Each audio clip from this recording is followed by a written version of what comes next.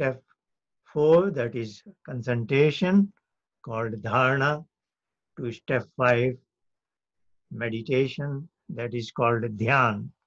So Dharana and Dhyana are terms used by Patanjali.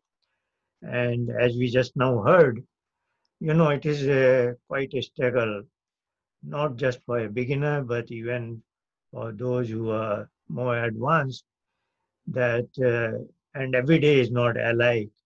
So we want to impress upon, particularly those who have just started practicing, beginners, that this struggle should not, you know, should not be an obstacle for you.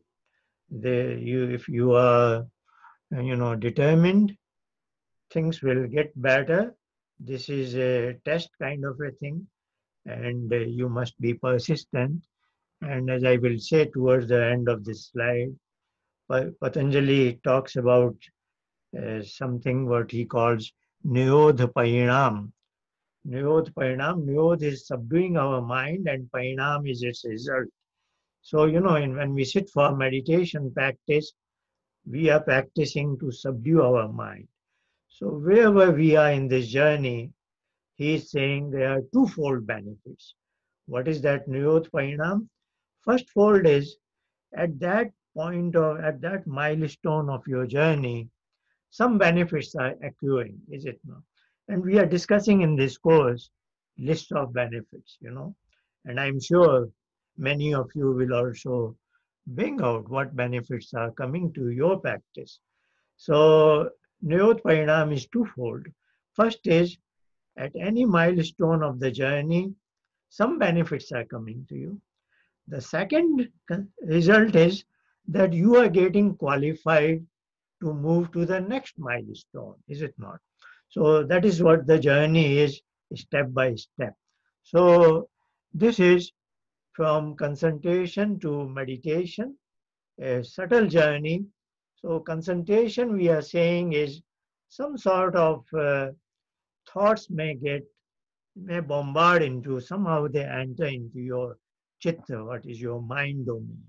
Otherwise, you are hooked to mental recitation of that sound, but somehow from some corner a thought appears. And when those interruptions are no more there, then you are thoughtlessness. But that thoughtlessness is also, we have to be clear that that is mindfulness, in the sense mind is filled with that sound, is it not? Because you have made your mind engaged with that sound, mental recitation of that sound. So that is you have come to a uniformity of recitation when mind is just filled with the sound Om, nothing else.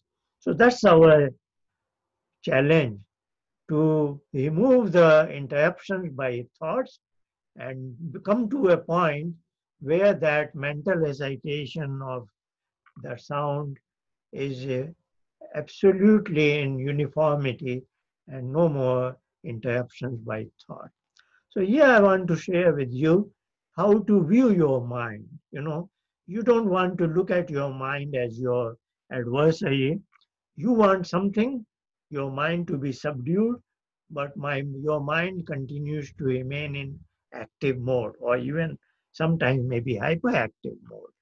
But you want to develop a good understanding with your mind. So as if you are its owner and it is a system of yours. Just like I have a laptop in front of me, that is my system and I am its owner. And most of the time it behaves the way I want it to behave, is it not? So ideally, that is the relationship I want to develop with my mind. But in the past so many years, somehow things must have I gone in a wrong track, and I should not blame my mind for that, but I should be, persistent. Look, I want to bring my relationship with my mind on right track, is it not? So here is a suggestion.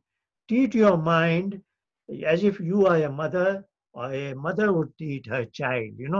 There is a deep love and understanding. So I am suggesting just a metaphor. Say a child returns from school, and the child, was away from his mother maybe 5, 6 hours and has much to share with his mother, is it not? So many stories are in his mind. So when he returns from school, first thing is he wants to say so many things to his mother. But at that point, if his mother says, no, just be quiet, no word, that would be quite a harsh thing. It is unexpected. And no mother would like to do that, is it not? So that is what we are trying to replicate, that mind and me have been functioning for the whole day, and now we sit for meditation. Now it is a slight personal space and personal time. But here, now mind, rather than being engaged with the world, now mind wants to tell you something, is it not? So I am saying, give it a good hearing, but still stay detached. If you become too inquisitive, if mother begins to ask details of the stories, then the child has a very, very long story to say, is it not? So it is you want to be a good listener, but you don't want to be probing too much inquisitive. So avoid being inquisitive or don't probe further, but be a good listener so that child does see you that you are listening, being full 100% attention to him, is it not? So you are listening to what your mind is popping out things, but you are still slightly detached from it, not encouraging it to come up with new and new stories. You want to listen to him, but still don't want to encourage him to speak too much, too many stories. Now, what you expect, as in a mother-child scenario, you expect the child will most likely exhaust the story after some minutes, you know. And then I give you a couple of metaphors again here. Just imagine you are sitting in a room, you are in the center of a room on a chair, and you have a ball, and suppose you drop the ball on the ground, then it bounces back, again falls down, again bounces back, but its height to which it bounces is diminishing with time, is it not? And if you are watching that, not touching the ball again, then it will, end up in some corner of the room, and now it is motionless. So just I am trying to give you a metaphor, as if, a mind is giving out, throwing out a thought at you. You are just watching it in a detached manner, as if you are watching that ball. And of course, we know it finality is ultimately that ball will become motionless and will stay in a corner of the room. Now it is no more bouncing back, is it not? In the same manner, you can expect in a normal circumstances, the mind will be throwing away out some thoughts, but then it will also become quiet, is it not? Or you can look at it, say you are standing at a beach, you see a bird flying into the sky, and then what happens? Ultimately, the bird disappears, is it not? So typically, this is how things should end up, and then you are no more with your mind is no more coming up with any more thoughts, and then as if the child is also finished with his stories, and now the mother can say, okay, be quiet for a while. We will sit together and spend some calm, quiet moments. We will be quiet for a while. And then it may be easier for a child to become quiet, is it not? Now, that may not be always happening. If thoughts even continue to persist, then, as I am saying, then return to step three. Having waited, now how long you have to wait, that is, you will have to judge. Like we just now heard, sometimes that may happen 5 minutes. Sometimes you may see even 10 minutes, 15 minutes. So, that is where I give it you a free hand. You decide how long you want to sit for meditation. But I want you to sit as long as at least you come to this sort of a situation that yes, the thoughts are no more there, is it not? So that is what will determine for an individual practitioner how much time he should devote to a sitting of meditation. Now, there is a tip here. If you have waited sufficiently long, that you know that length of time, that varies from individual to individual, but still the mind is throwing out thoughts one after another. Then you feel like enough is enough, and then you do go back to step 3, that is oral recitation of that sound, is it not? You don't have to do for a minute, maybe a couple of times, and then again you are in step 4. Now you are again waiting, hoping that thoughts will disappear. So it is like a resetting the button. When something doesn't go the way you want it, you reset your phone or laptop, just restart all over again, is it not?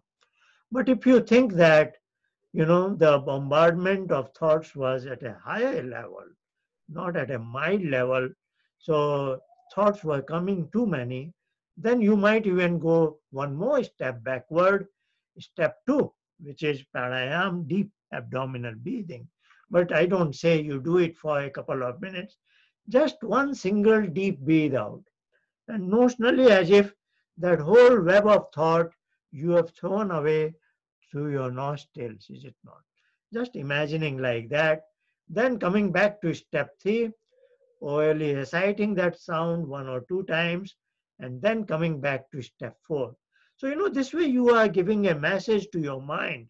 Look, I'm not going to wait your stories for a great deal of time, and I will draw a limit when I say enough is enough, and I expect you to fall in line.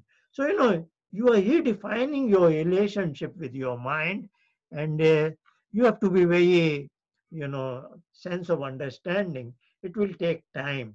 It may take few days, few weeks for somebody, and it may take even few months or even longer than that for somebody.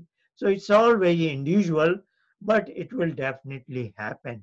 The practice will definitely bring result.